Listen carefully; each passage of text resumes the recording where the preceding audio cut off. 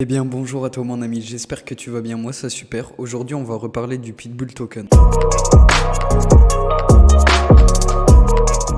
Donc le Pitbull Token a eu 1,0 de burn, bon c'était pas étonnant, il y a eu un gros listing qui a été fait au KX. Les gros listings étaient déjà prévus sur la roadmap comme je t'avais expliqué dans la vidéo précédente. Alors je me suis un peu renseigné sur ce qui était fait ou non de la roadmap. Comme tu pourras voir, il y a quelques informations que je n'avais pas. C'était un manque de travail personnel et du coup je vais mettre un peu le point au clair au niveau de l'avancement de la roadmap dans cette vidéo. Déjà les listings tier 1, donc déjà il y a eu OKX qui a été fait, ça nous a réellement permis de burn des tokens comme je te montrerai un peu plus tard dans la vidéo. En plus de ça, ça permet aussi de faire connaître le token car forcément un listing ça fait du bruit. Il y a des gens qui investissent, donc des gens potentiellement qui ne connaissaient pas du tout ce token vont peut-être investir ensuite sur ce token, peut-être le connaître tout simplement grâce à ce listing. Être aussi sur un listing permet de faciliter l'achat aux nouveaux arrivants. Par exemple, quelqu'un qui achète sur un exchange, eh bien il est beaucoup plus garanti que s'il passe par un DEX. Un exchange décentralisé comme tu connais, comme PancakeSwap et autres. C'est beaucoup plus simple de passer par un exchange basique comme OKX. Bon, bien évidemment, une correction est en train de se passer, il fallait s'en douter, je voulais t'en parler hier, mais j'ai pas eu forcément le temps de faire la vidéo ni la motivation. Mais en tout cas, oui, forcément, il y a une correction. Comme tu sais, il y a des gens qui n'achètent forcément que pour le listing, qui achètent juste pour le pump and dump, pour avoir du bénéfice rapidement. C'est potentiellement de l'argent facile, mais il faut rentrer au bon moment et sortir au bon moment, ce que je conseille pas forcément à un débutant, vu que forcément c'est une grosse prise de risque pour rien, tout simplement. Là, par exemple, on était monté jusqu'à 0,23, il me semble, avec 8 décimales, mais on reste quand même sur les 8 zéros acquis et on redescend pas sur les 9 zéros où on était avant justement ce listing. Là, la réelle problématique pour les holders, c'est bien évidemment de garder ce zéro qui a été burn. Il faut pas revenir en arrière et retomber là où on était. C'est vraiment la problématique qui va se poser. Je pense que c'est plutôt bien parti. On est dans l'optique pour le moment de garder ces 8 décimales. C'est quand même sympathique d'avoir burn un 0 et ceux qui sont positionnés juste avant le listing, eh bien, ils ont quand même eu un joli bénéfice. Ils prennent leur bénéfice maintenant ou qu'ils continuent la course, peu importe. Mais en tout cas, ils sont en positif et félicitations à vous. Il y a énormément de tokens en circulation, mais par rapport aux concurrents, j'ai pas trouvé ça énorme. J'ai pas trouvé ça énorme. Là, de base, on était à 100 quadrillons. Là, on est relativement à 40 quadrillons. Donc 40 quadrillons, on est sur l'un des tokens, l'une des cryptomèmes qui ont le moins de tokens en circulation. Le Pitbull en fait partie. On pourrait prendre des comparatifs. Le Baby Doge a beaucoup plus, c'est 150 il me semble, 159. Si j'ai le cours actuel, 159 quadrillons. Et bien évidemment, il y a l'opposé, il y a le Shiba qui a beaucoup moins de tokens en circulation, mais on est sur beaucoup moins de décimales. Donc forcément, avec une circulation moindre par rapport à d'autres tokens qui sont dans les mêmes environs, on a une possibilité de monter beaucoup plus rapidement que certains autres tokens qui ont plus de tokens en circulation. En plus de ça, ça nous a réellement permis de faire un gros burn. Ce listing, bah forcément, il y a eu de l'achat, il y a eu de la vente et tu sais que dans le white paper, il est prévu 2% de taxation à l'achat et vente. Bah forcément, vu que ça a été massif et il y a eu beaucoup d'achats et ventes inhabituels au cours, eh bien on a quand même burn un bon paquet. Comme tu peux voir, ça a commencé ici et tu peux voir qu'on a eu une légère augmentation au niveau de l'adresse de burn. Ils ont exprimé le niveau de burn qui a été effectué. Bon, en 12 heures, il y a eu 7,7 trillions de pit sur 40 quadrillons. Tu te dis, c'est pas grand chose, mais ça fait quand même la différence. En 12 heures, c'est réellement rapide. Et ils ont sorti en 24 heures 31,5 trillions. Ça a été vraiment dans les derniers instants où il y a eu le plus de token burn, où il y a eu les retardataires qui sont mis sur le token pour justement prendre l'envol grâce au listing d'exchange. Alors bien évidemment, ça n'a pas été le seul à être listé en même temps sur OKX, mais en tout cas, c'est toujours bon à prendre. Et forcément, j'ai regardé un peu les ressentis de la communauté. Ils en sont très contents, bien évidemment, du listing, mais il y en a certains qui espéraient un listing un peu meilleur, comme j'avais cité dans la dernière vidéo, Binance, Coinbase. Je pense que, vu comment est partie la roadmap, on peut voir qu'ils ont mis avec un S les listings. Donc je pense que potentiellement, il y aurait plusieurs listings en préparation.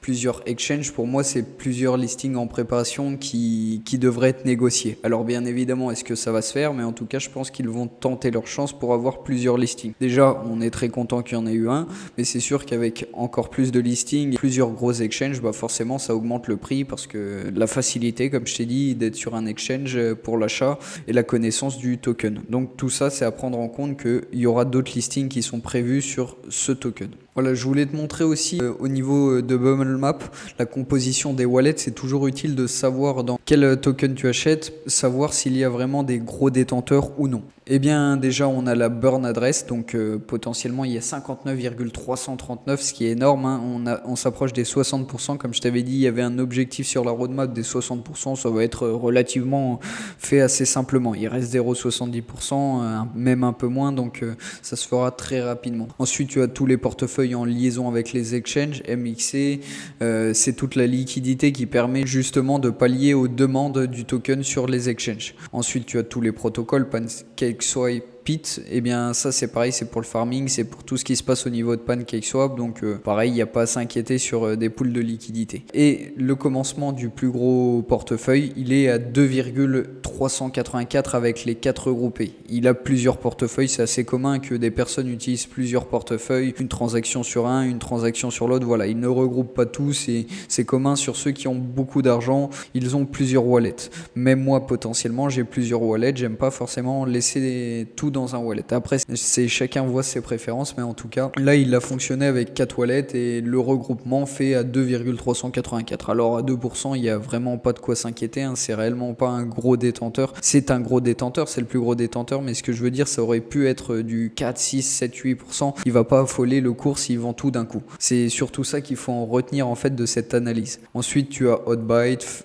Enfin, voilà, ça, c'est tout ce qui te permet les échanges de PIT sur les plateformes. Et après, on rentre dans des portefeuilles très raisonnables, 0,46, 0,38. La composition est très homogène et il n'y a pas forcément à craindre à investir sur le PIT. Ensuite, j'ai parlé vite fait des NFT la dernière fois. Ils ont déjà sorti leur NFT, mais bien évidemment, pour les retardataires, ceux qui ont loupé un peu les NFT, il y en a encore qui vont être édités et qui vont être en vente, hein. Mais ils s'actualisent et la collection s'agrandit. Alors, il y en a en 3D et il y en a sous forme de cartes représentatives par rapport à des films bien connus. Bon, je trouve ça très original. Les NFT se ressemblent un peu tous de nos jours et le PIT a eu quand même l'audace de faire différemment que les autres. Ça plaît ou ça plaît pas, forcément il y en a certains qui préféraient un NFT plus basique, mais en tout cas ils ont pris le risque et je pense que dans le monde où tout le monde sort ses NFT, c'est quand même pas mal d'être concurrentiel et de ne pas faire comme les autres. Mais en tout cas, voilà, moi j'en suis assez content de leur NFT et je trouve que c'était une très bonne idée. Et pour ceux qui ont raté le vol, comme je t'ai dit, il y en a qui vont venir d'ici peu. Il faut savoir que les produits PitSafe ne sont pas forcément à leur phase ultime. Il y a encore des développements sur cette année 2022, mais en tout cas les bases sont posées. Alors c'est aussi utile pour ceux qui sont propriétaires d'un token, mais aussi utile pour les acheteurs. Il y a pas mal de fonctionnalités. Déjà, le lanceur PitSafe, c'est plus fait pour ceux qui ont un token à mettre en avant qui est en train de sortir. C'est une rampe de lancement tout bonnement qui le mettra en avant grâce au PitSafe. Ensuite, tu as un casier de liquidité PitSafe sécurisé qui est dit très sécurisé par rapport aux autres pools de liquidité. Et bien pareil, pour ceux qui ont des tokens à faire des pools de liquidité, le PitSafe offre cette fonction. Et les deux autres fonctions, c'est surtout pour les acheteurs, pour nous potentiellement. Rechercher un jeton nouvellement lancé avant d'acheter, c'est vraiment des informations facultatives à connaître sur chaque token pour t'aiguiller dans tes achats. C'est vraiment pour aider les débutants et ceux qui ne veulent pas forcément rechercher de leur côté. Découvrez des nouvelles opportunités d'investissement avant toute commercialisation ou cotation. Pareil, ils cherchent des opportunités d'achat, des opportunités de tokens qui pourraient monter potentiellement. Grâce au PitSafe, tu pourras trouver toutes ces informations et t'aideront forcément dans tes achats. L'autre fois, je t'ai parlé aussi du PitMag qui avait son Twitter. Eh bien, il est aussi sous format papier, enfin sous format papier digital. Maintenant, ça se fait très rarement les magazines papier, du moins c'est en perdition. Et en tout cas, il y a bel et bien le PitMag, comme je t'avais parlé. Alors, il y a des points à améliorer forcément, comme tout projet qui se lance. Bon, réellement, moi, ce qui me manque, c'est les langues. Bon, bien évidemment, ça se travaille, il faut des traducteurs, mais il serait préférable que le PitMag soit accessible, par exemple, en français et en bien d'autres langues, hein. Il n'y a pas que nous d'oublier, mais en tout cas, oui, il faudrait qu'il y ait beaucoup plus de langues offertes grâce à ce PitMag.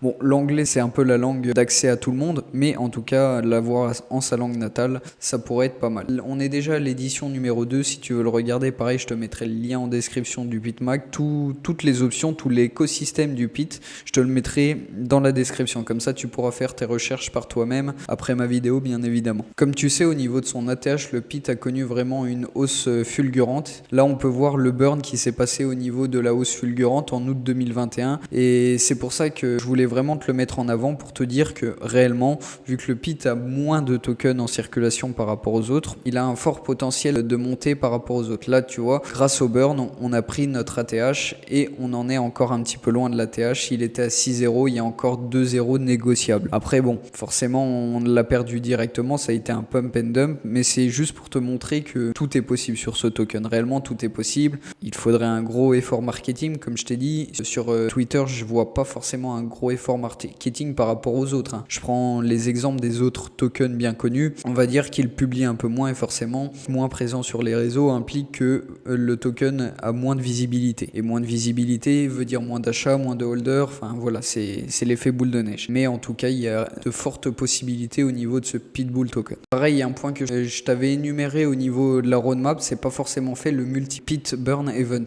Alors je ne sais pas s'ils vont faire participer la communauté comme certains font, si ça sera lié à l'utilisation du pit swap, si ça sera lié à Twitter où ils vont justement faire participer pour faire des burns. On ne sait pas trop comment ça va se passer, mais en tout cas il y aura des multiples burns. Alors je ne pense pas que ça soit un burn aussi grand que celui que je t'ai exprimé d'août 2021, mais je pense que ça sera des burns plus raisonnables qui permettront de stabiliser le prix et de accroître le cours du pit. Pareil, le fait de le mettre beaucoup plus sur du farming, ça peut réellement changer l'intérêt du token, ça peut faire venir de nouveaux holders, bon pas forcément pour holder, mais en tout cas l'utiliser couramment au niveau du farming. Et je pense que ça peut que être bénéfique d'être visible sur encore plus de plateformes de farming, sur encore plus de pools de liquidité, enfin au niveau des échanges et tout, c'est des choses qui font accroître un token.